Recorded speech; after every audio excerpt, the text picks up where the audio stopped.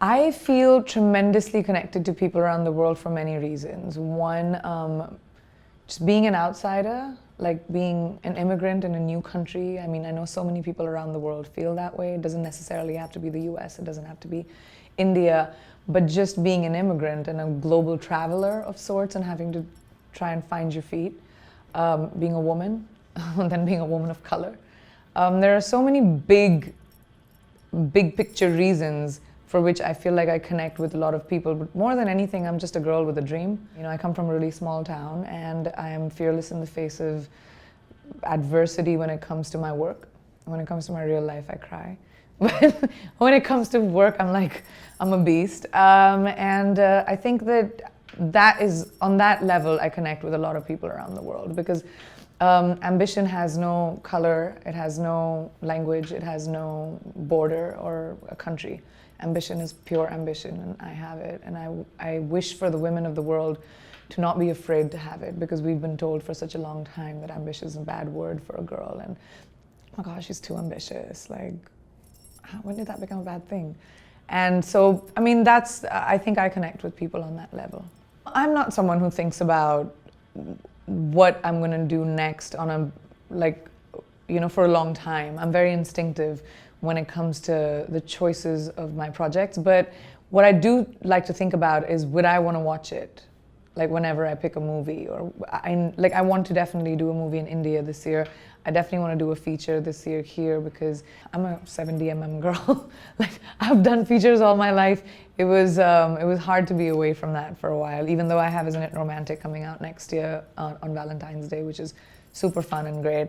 So I think I am very moody when it comes to the choices that I make. I like to be true to myself as an artist. The integrity of what I feel creatively like I want to do. Developing and producing is something I'm really into right now. I'm doing a lot of movies in India. I'm doing a lot of stuff here, whether that is documentaries, features, TV, digital. So I think I'm just in a place of wanting to be creative, and that's how I choose what to do. I'm writing a book this year too. I think creativity cannot have a vertical, you know, it can take any form. It's sort of metamorphosis. And that's what I'm trying to do. Being in front of the camera is very different than being behind the camera, and I started that way, right? I'm an actor first and then I sort of became a producer. But when you're in front of the camera, you're the means to an end. I am the vessel for someone else's language. So it's the director's medium or it's the writer's medium, and what words they write. Where an actor comes in is from the script to action and cut. That's where we bring in our expertise, and which is incredible. It's one of the best jobs on the planet, is to, you know, see what your director wants or what your writer has envisioned, and then to be able to deliver that is and then to be able to add to it, to be an asset also. So it's super amazing. But as a producer, to have an idea and then to see it becoming real, it's crazy. It's like, the first time that happened, it was literally just a conversation, and you guys will know about it soon, but I can't talk about it yet. But it was literally a late night room service, a glass of wine conversation between me and my manager, and now it's become a real thing. It's a show. And I was like, what? That's the power of being behind the camera, I guess. It's your own. I mean, there are so many incredible women in the world at the moment that I really, really admire, who I've had the opportunity of meeting. I mean, Indra Nooyi, who I'm speaking with today, she's definitely a woman that I completely and wholly admire for her tenacity and everything else that she stands for.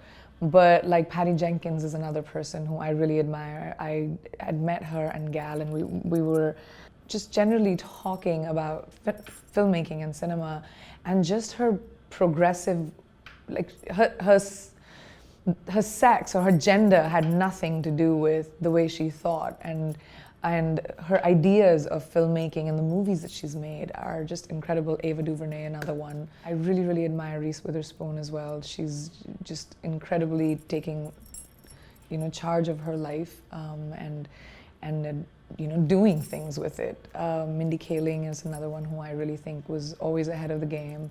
I mean, I'm a really big champion of women who take their destinies in their own hands.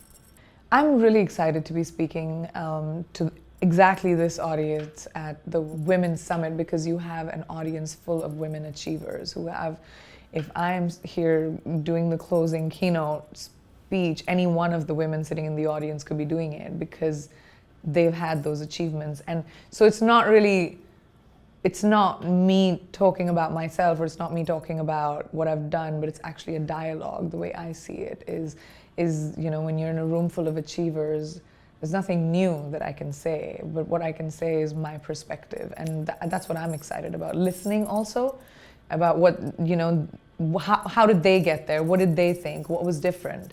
And then, using that as an asset to whatever I do next. Philanthropy has been a really part of my life, big part of my life, but not because I'm a public person and I think that when you become a public person, you need to give back to society. Yes, for sure. But I think it's every human being's duty and responsibility.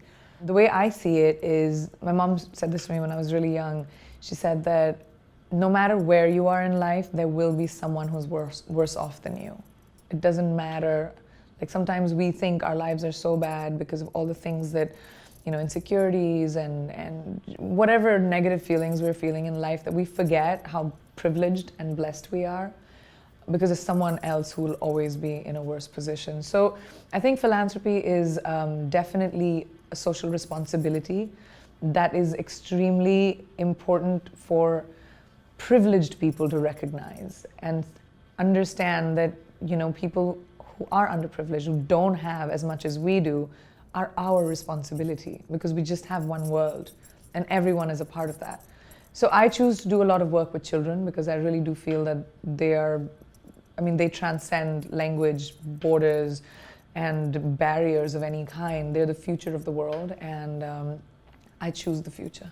I don't see myself speaking at this panel to try and be, a flag bearer of any sort, but I think that I would love for people to take away that it is all right to be a fierce female achiever and yet be okay with being vulnerable and being okay with being female, because that is where our strength comes in. The softness that we bring to the table, but at the same time, the tenacity we do, is the strength of female leaders, and this entire room is full of female leaders. So I hope that they will take that back.